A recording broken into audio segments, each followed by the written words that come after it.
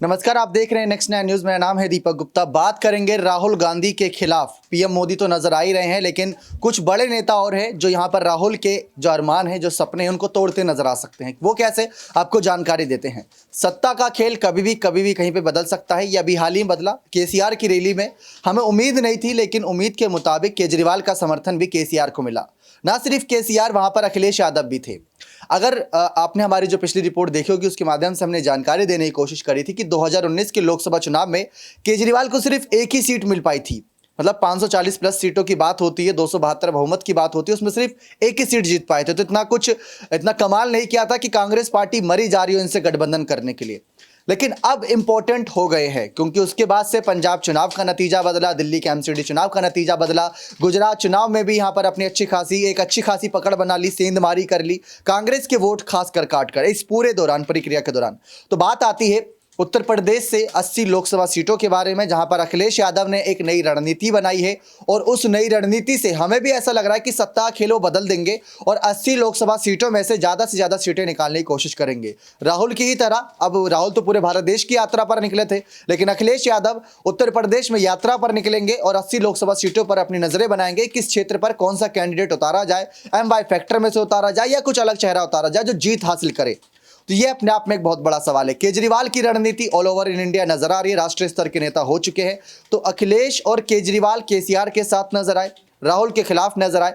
अखिलेश को निमंत्रण पत्र मिला था, केजरीवाल को सूत्रों के अनुसार निमंत्रण पत्र नहीं मिला था। जो 23 नेताओं को भेजा गया, उनमें केजरीवाल का नाम नहीं था। 30 तारीख को यात्रा का समापन होगा। यह अपने आप में एक चर्चा का विषय है। तो जिस तरीके से यहां पर अखिलेश केजरीवाल मिलकर बड़ा खेला करने की तैयारी में जुटे हुए हैं, उत्तर प्रदेश और राष्ट्रीय स्तर पर केजरीवाल, तो दोनों ही नेता अगर राहुल का समर्थन करते हैं तो जरूर कोई ना कोई फायदा मिलेगा। वैसे तो हमने अपनी कल खास रिपोर्ट में यह भी आपको बताया था कि 2019 के चुनाव में भारतीय जनता पार्टी ने 303 सीटें निकाली थी और उनके एनडीए के गठबंधन की टोटल सीटें 352 थी। यानी कि अगर देखा जाए तो 49 करीब सीटें यहां पर उनके बाकी गठबंधनों ने दी थी और बाकी 300 प्लस सीटें बहुमत के लिए तो 272 का प्लस आंकड़ा चाहिए था, वो बीजेपी अकेले जीत गई थी। अगर कांग्रेस को जीतना है चुनाव, अगर राहुल को पीएम बनना है, तो कांग्रेस को ही ज्यादातर सीटें निकालनी होंगी। लेकिन गठबंधन इंपॉर्टेंट होता है, क्योंकि कई बार कह सकते हैं कि एक सीटों से, 2 सीटों से मामला फंस जाता है। तो वहां पर केजरीवाल, अखिलेश, मायावती ऐसे चेहरे काम करते हैं। लेकिन अब हम बात करेंगे अखिलेश और केजरीवाल की रणनीति के बारे में। विपक्ष के चेहरे हैं। अखिलेश को भी देखा जाए तो वो भी एक युवा नेताओं में गिनती आती है। केजरीवाल को देखा जाए तो उनको बहुत ही सम्मान दिया जाता है राजनीति में। तो वो दोनों कैसे मिलकर राहुल को बड़ा झटका दे सकते हैं और पीएम मोदी की जीत को और सुनिश्चित कर सकते हैं, इसी बारे में चर्चा करेंगे। न्यूज रूम में मौजूद है। सत्ता के खेल में पहला सवाल यहां पर प्रांशी से सीधा रहेगा कि क्या उनकी सोच है इस बारे में। इन्होंने रिपोर्ट भी एक दी थी आप सभी तक कि 80 सीटों पर अखिलेश यादव की रणनीति रहेगी और केजरीवाल को लेकर गुजरात चुनाव के दौरान तमाम जानकारियां सभी सहयोगियों ने पहुंचाई थी। तो इन दोनों नेताओं की भूमिका आप कैसे देख रहे हैं 2024 के चुनाव के दौरान, जो राहुल को ही झटका देते नजर आएंगे? जाहिर सी बात है दीपक, दोनों ही नेताओं की भूमिका काफी ज्यादा अहम होने वाली है, क्योंकि अखिलेश यादव नेशनल लेवल तक इस पार्टी को ले जाना चाहते हैं। नेताजी के सपने को वह पूरा करना चाहते हैं। जिस तरीके से हाल ही में हमने देखा कि बीजेपी से सांसद रमाशंकर कठेरिया ने अपनी बात रखी कि हिम्मत है तो पीएम पद की दावेदारी के लिए खुद को आगे करके दिखाइए। और दूसरी ही तरफ देखा जाए, अब उन्हीं की पार्टी के नेता भी यहाँ पर उन्हें आगे रखते हुए नजर आ रहे हैं। तो इसमें कोई बुराई नहीं है। अगर सपा प्रमुख अखिलेश यादव पीएम पद की दावेदारी के लिए खुद को आगे रखते हैं तो इसमें हर्जी क्या है, क्योंकि देखा जाए तो वह सीएम भी रह चुके हैं उत्तर प्रदेश के। शिवपाल सिंह यादव कह चुके हैं कि 2027 में मुख्यमंत्री के तौर पर वह अखिलेश यादव को ही देखना चाहते हैं और डेफिनेटली ऐसा होगा भी, क्योंकि ये उनका दावा है। शिवपाल यादव की रणनीतियों से हम बखूबी वाकिफ हैं और कहीं ना कहीं उन्हीं की वजह से यहाँ पर अब बीजेपी में काफी ज्यादा हलचल मची हुई है। इसीलिए तो बीजेपी बार बार कह देती है कि शिवपाल यादव अगर पार्टी में आना चाहें तो उनका स्वागत है। अब बात यहाँ पर आती है अरविंद केजरीवाल के लिए। तो अरविंद केजरीवाल भी अगर अब पीएम पद की दावेदारी के लिए खुद को आगे रखते हैं तो इसमें भी कोई हर्ज नहीं होना चाहिए, क्योंकि अरविंद केजरीवाल की पार्टी साफ तौर पर कह चुकी है कि पीएम नरेंद्र मोदी चाहे जितनी भी कोशिशें कर लें, यहाँ पर सीबीआई को ले आए, चाहे ईडी की छापेमारी देखने को मिले, लेकिन अरविंद केजरीवाल लोकसभा चुनाव में पीएम पद की दावेदारी के लिए जरूर आगे बढ़ते हुए नजर आएंगे। तो इस तरीके से देखा जाए राहुल गांधी को कहीं ना कहीं यहाँ पर झटका मिल सकता है अगर दोनों ही नेता खुद को आगे रखते हैं बजाय उनका समर्थन देने के बदले, क्योंकि राहुल गांधी यहाँ पर तमाम तमाम विपक्षी दलों से अपना समर्थन पा रहे हैं। शरद पवार का नाम आगे रहा, साथ ही साथ ममता बनर्जी का नाम भी आ गया, नीतीश कुमार का नाम भी आ गया, लेकिन नीतीश कुमार और शरद पवार उन्हें समर्थन दे चुके हैं। लेकिन टीएमसी की कहीं ना कहीं नरमी भी देखने को मिल रही है। सवाल यहाँ पर यही खड़ा होता है कि ममता बनर्जी क्या वाकई में समापन समारोह में शामिल होंगी? अगर वह होती भी हैं तो क्या राहुल गांधी का वह समर्थन देंगी? क्योंकि सोनिया गांधी से अक्सर उनकी मुलाकातें होती रहती हैं, शरद पवार की भी होती रहती हैं। अब देखा जाए तो पीएम पद की दावेदारी के चलते कहीं ना कहीं राहुल गांधी को झटका मिल सकता है। लेकिन समापन समारोह में जो 21 दलों को आमंत्रित किया गया है, अगर उन 21 दलों में से यहाँ पर एसपी यानी कि समाजवादी पार्टी शामिल नहीं होती है, शिवपाल यादव साफ तौर पर कह चुके हैं कि समापन समारोह में शामिल होने के लिए ये नेतृत्व भी फैसला करेगा। अगर ये फैसला हो जाता है शामिल होने का, तो यहाँ पर एक समर्थन मिल सकता है जिसे हम आगे लोकसभा चुनाव के लिए भी देख सकते हैं। लेकिन अगर यहाँ पर ही शामिल नहीं होते तो कहीं ना कहीं दीपक एक बड़ा संकेत हमें मिल जाएगा कि राहुल के समर्थन में यहाँ पर कुछ नेता खड़े होना नहीं चाहते हैं। एक बात साफ है कि अचानक से तो नहीं राहुल को लेकर यहाँ पर केजरीवाल और अखिलेश का हृदय परिवर्तन हुआ है। आपको बयान याद दिलाते हैं जिससे आपके लिए समझना आसान हो जाएगा।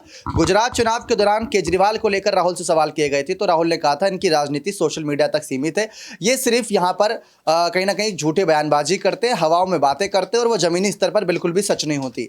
समाजवादी पार्टी को लेकर अभी हाल ही में एक प्रेस कॉन्फ्रेंस के जरिए उन्होंने ये कह दिया था कि ये पार्टी वैसे तो बेहतरीन है, लेकिन जब ये राज्य स्तर से निकलकर राष्ट्रीय स्तर तक की कोशिश करती है तो वहां नाकामयाब होती है। उस पर अखिलेश यादव ने भी साफ कहा था कि मध्य प्रदेश में जब आपको जरूरत थी तो आप हमारे पास दौड़े चले आए थे। तो ये एक बड़ा मुद्दा था। इसी को बढ़ाते हुए आगे अबरार से सीधा सवाल रहेगा इसी मुद्दे पर कि अखिलेश पर भी निशाना साध चुके हैं, केजरीवाल पर भी निशाना साध चुके हैं, विपक्ष को साथ लाने की जगह राहुल गांधी उनसे दुश्मनी मोल ले चुके हैं।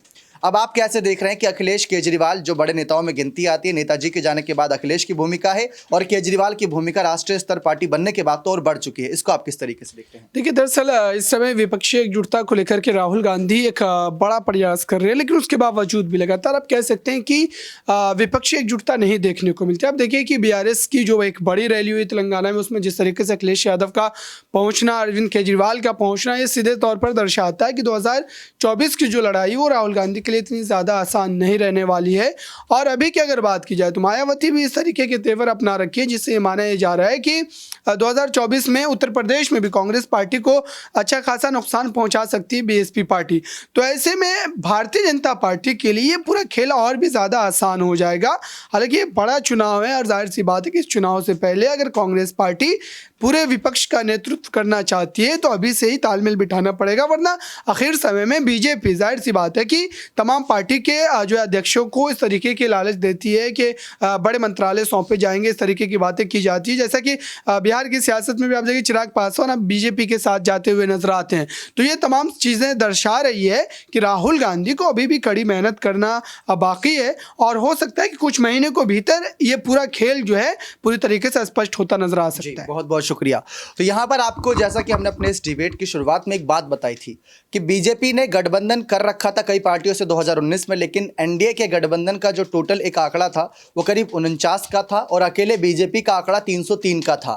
तो बहुमत के लिए 272 से प्लस का चाहिए होता अगर 542 सीटों पर मद्देनजर ध्यान रखा जाए तो जैसा कि हम बात कर रहे हैं केजरीवाल, अखिलेश, मायावती, ममता, शरद पवार, ऐसे बड़े बड़े नेताओं के नाम हमने ले दिए, लेकिन इन सबको कितनी सीटें मिली थी? बसपा को 10 मिली थी, सपा को 5 मिली थी और अगर हम शरद पवार की और पार्टी की तरफ जाते तो उनको भी लगभग 5 के करीब सीटें मिलती नजर आई थी। जेडीयू की बात करें तो वो करीब 19 से 22 सीटों पर स्टैंड करती नजर आ रही थी। तो ये सीटों का गठबंधन भी अगर हो जाता है तो ज़्यादा फायदा नहीं देगा। इसी पर एक आखिरी सवाल यहाँ पर कशिश से रहेगा कि कांग्रेस को ये चुनाव जीतने के लिए, राहुल को ये चुनाव जीतने के लिए ऐसी कौन सी रणनीति अपनानी होगी कि कांग्रेस 300 के पार या 250 के पार भी चली जाए तो उनका एक सरकार बन सकती है? देखिए, सबसे इम्पोर्टेंट बात तो यही है कि कांग्रेस पार्टी इस नाम से जाने जाती है कि वादे करती है लेकिन निभाती नहीं है। लेकिन इस बार राहुल गांधी की जो भारत जोड़ो यात्रा रही है उससे ये चीज़ भी बदलती हुई नजर आई है और लोगों को विश्वास यहाँ पर हुआ है। सबसे मेन बात यहाँ पर किसानों की अगर मैं बात करूँ तो जब राजस्थान पहुंच रही थी यात्रा तो कहा गया था कि 10 तक गिनती गाइए,